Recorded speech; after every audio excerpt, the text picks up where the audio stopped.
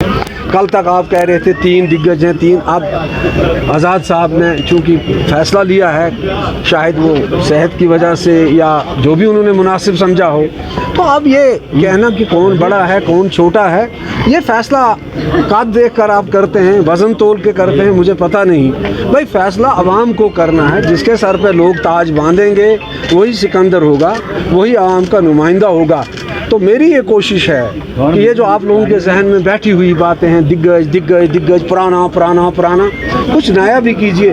ये पब्लिक है जिसको फैसला करना है। अब ये पब्लिक ना कद्दू है, ना बैंगन है, ना अल है, ना मांगन है, ना ये कहेंगे कि किसको फैसला करना है। फैसला पब्लिक को करना है, आवाम को करना है। हम अपना ताकतवर एजेंडा लेकर आएंगे। और एक सवाल जो आप लोगों के जहन में, या तो आप जानबूझ के उसको, उनका बैगेज भी बहुत ज़्यादा है। मेरे कंधों पर अल्लाह के फजल करम से कोई बैगेज भी तो नहीं है।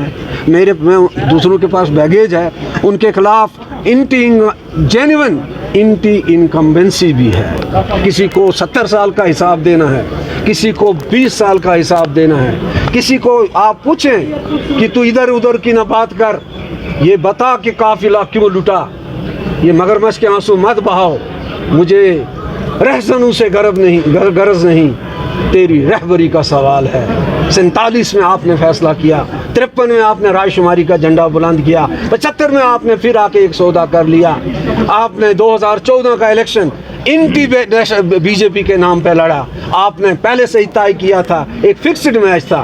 किस मुंह से आप छोटे छोटे लोगों को, अब आपने रखा क्या है जो हम बेचेंगे, और आप हमें ताने देते हैं। लेकिन हमने अल्लाह से अहद किया है, सच की सियासत करेंगे, जो है वो करेंगे।